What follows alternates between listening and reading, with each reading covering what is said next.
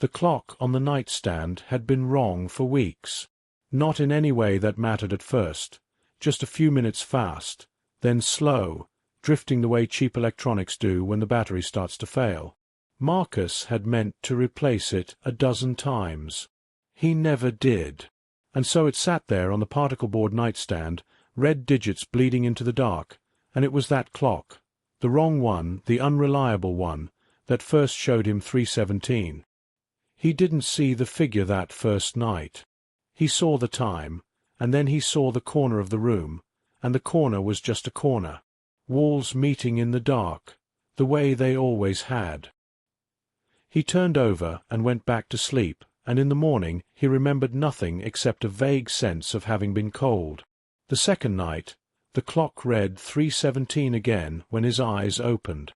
This time, he lay still for a moment before looking anywhere else. There was something about waking in the deep middle of the night that made the body cautious before the mind could explain why. A biological memory. Something old and animal. He lay with his eyes on the ceiling and felt his own heartbeat in a way he rarely did, slow but loud, each beat a small announcement. Then he turned his head toward the corner. It was standing there. He didn't scream. That was the thing he would return to later, again and again. The fact that he didn't scream, didn't move, didn't make a sound. The body had understood something before the mind caught up. Some part of him had already decided that the correct response was perfect stillness. The figure was tall, or seemed tall, though it was hard to measure in the dark. It stood facing the corner, its back to him, close enough to the walls that it might have been a coat hung on a hook that didn't exist. It was the shape of a person standing and looking at where two walls met, motionless, in the dark, at 3:17 in the morning. Marcus stared at it until his eyes began to ache. He didn't blink. He was afraid that if he blinked, something would change, though he could not have said what. The figure did not move. Its shoulders did not rise and fall with breath. It simply stood, the way furniture stands, the way walls stand, without intention or awareness or any of the qualities that separate a person from an object. Eventually, his eyes closed on their own. Sleep took him like a current pulling something under. When he woke at 6 with grey light at the window, the corner was empty. He spent that morning convincing himself it had been a dream with open eyes. A hypnopompic hallucination. He had read about those. The mind slow to separate the sleeping world from the waking one, conjuring shapes in the transitional dark. It was explainable. Everything was explainable. He drank his coffee standing at the kitchen window, and watched the neighbor's cat move through the yard below, and felt the explanation settle over him like something that almost fit. The third night. 3:17. The corner. The figure was closer. Not dramatically closer. Not in a way that announced itself. But Marcus had the kind of spatial memory that came from sleeping in the same room for 3 years. He knew where the dresser stood relative to the window, knew how far the nightstand jutted into the walking path, knew every inch of that room the way anyone knows the geography of their own solitude. And the figure, which had stood pressed into the corner the night before, now stood perhaps a foot from it, facing the same direction.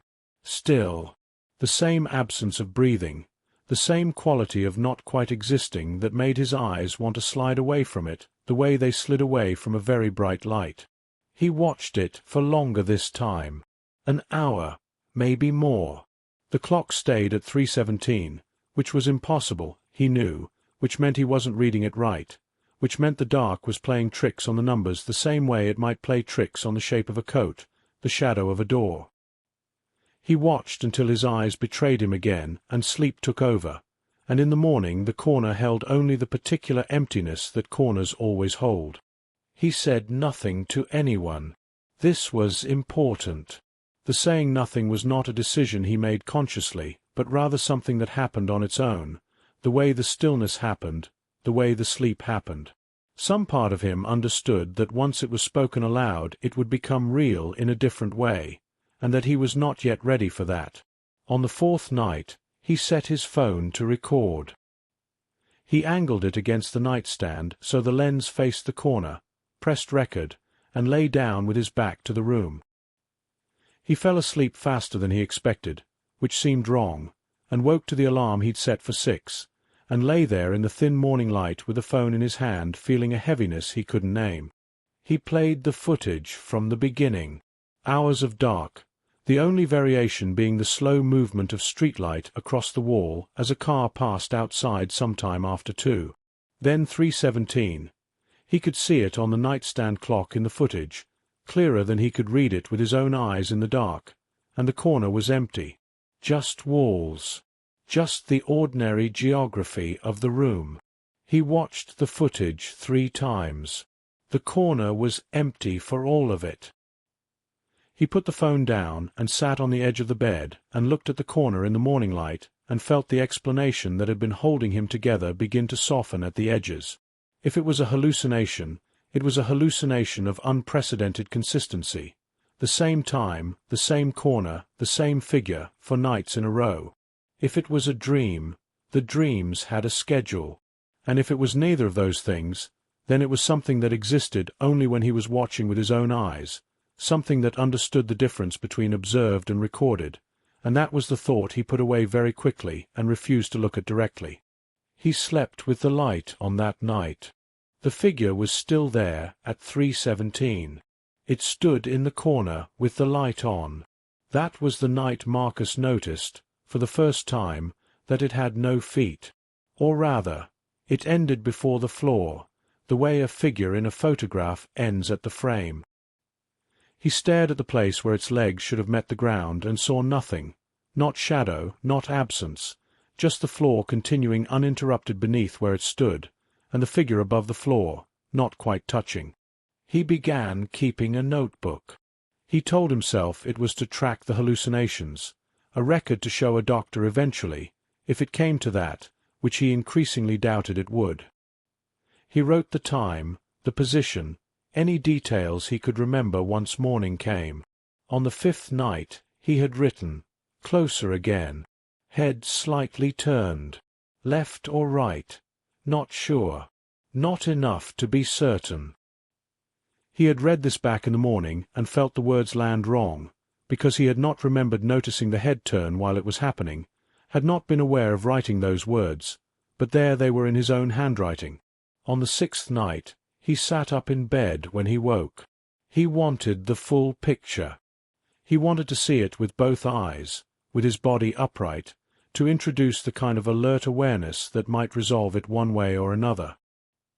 He woke at 3:17 and sat up and looked at the corner, and the figure was there, and it was facing him. It had been facing the corner before. He was certain of this.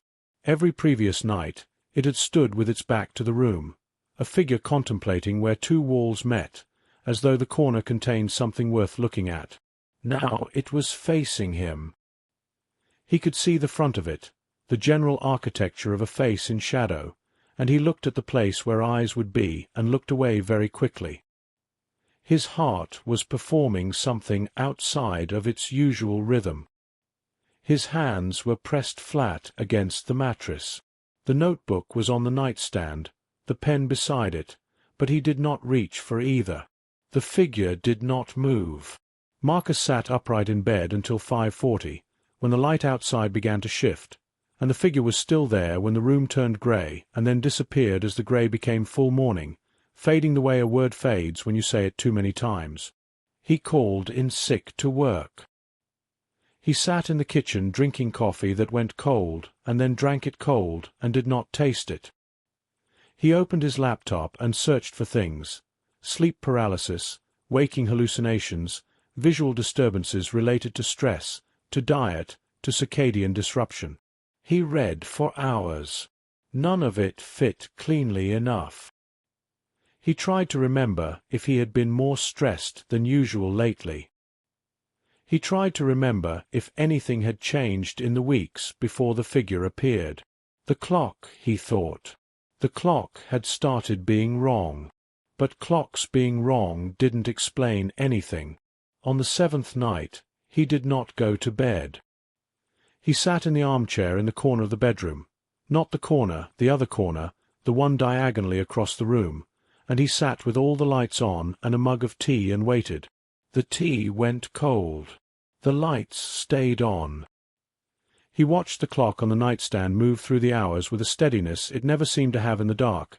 1 o'clock bleeding into 2 o'clock, bleeding into 3 o'clock, and his eyes were heavy by then, so heavy, and he pulled them open with something like willpower and watched 3:16 become 3:17 and looked at the corner. It was standing in the corner he was sitting in. Behind him. He knew it before he turned. He felt it the way certain presences can be felt. Not warmth, not breath, but a pressure in the air, a density behind him that hadn't been there before. He sat completely still in the armchair and looked straight ahead at the opposite corner, the empty one, and processed what it meant that it was behind him, that it had moved not to its usual corner, but to his corner, that something had changed about the pattern. He sat there until morning with his jaw clenched and his eyes on the opposite wall and did not turn around, and this was the first night he wept, quietly, without knowing exactly why. The notebook entries became harder to read after that. His handwriting changed, not dramatically, but the letters were smaller, pressed harder into the page, the pen having pushed through to the next sheet in several places. He wrote things he didn't remember deciding to write. He found an entry that said, "It's learning the room." He didn't know what that meant.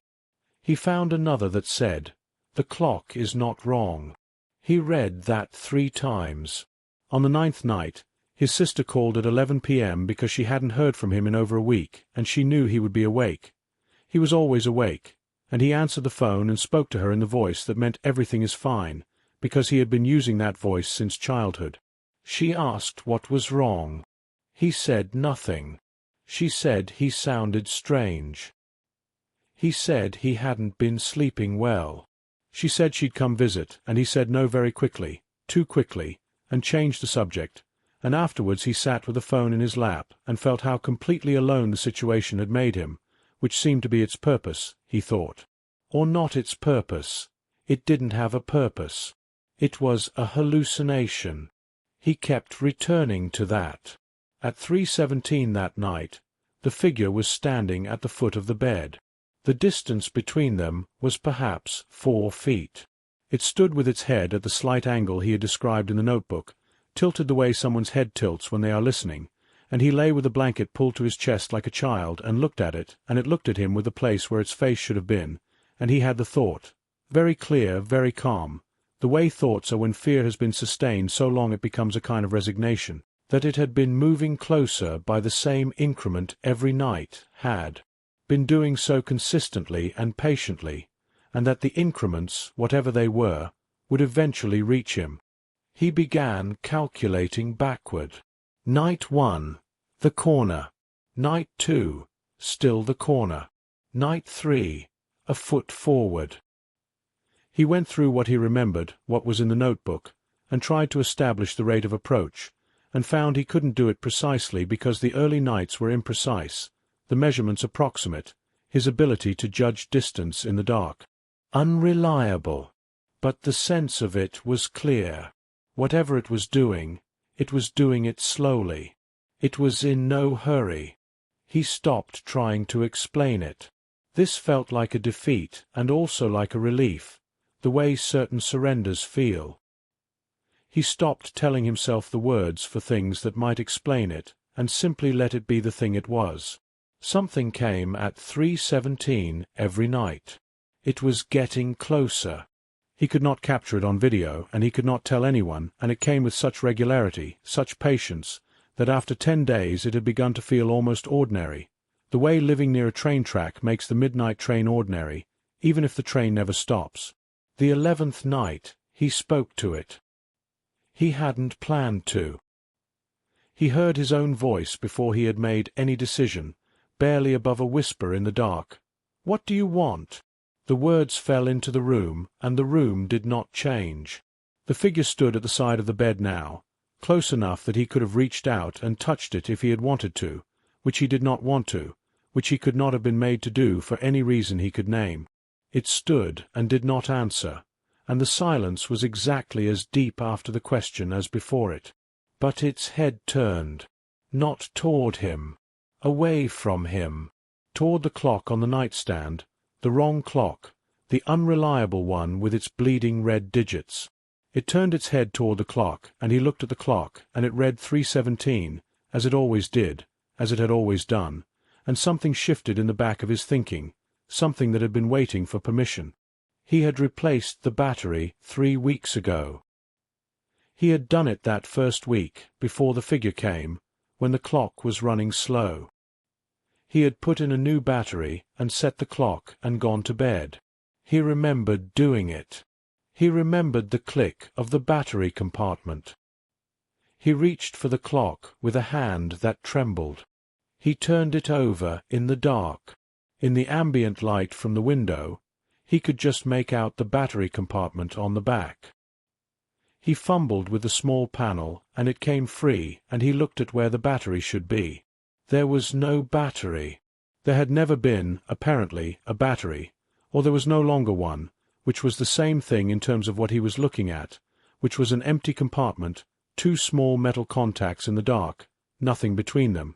The clock that had shown him 3:17 every night, the clock that had been the first thing he ever saw before he looked at the corner, had no power source. Its digits could not be lit. It could not be showing him anything. He looked up from the clock.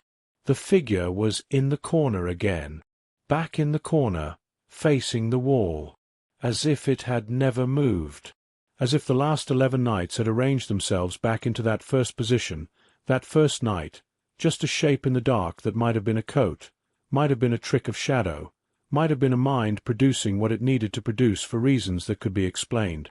The clock in his hand continued to read 3:17. In the morning, he would look at every clock in the apartment. The microwave, his phone, the clock on the cable box. He would check them all, and they would all show different times, none of them 3:17, and he would put the broken clock in a drawer and tell himself it was over, and he would believe this for most of that day. But he already knew, in the way that the body knows things before the mind catches up, the old animal way, that the time was not coming from the clock. The time was coming from the figure, and the figure knew exactly how long it had been standing in that corner. It had been counting every night with a patience that had nothing to do with batteries or digits or the cheap mechanism of a clock that drifted. It had been counting with something older than counting, and it was standing in the corner again, facing the wall, the way it had on that first night, except that Marcus understood now that this was not a beginning.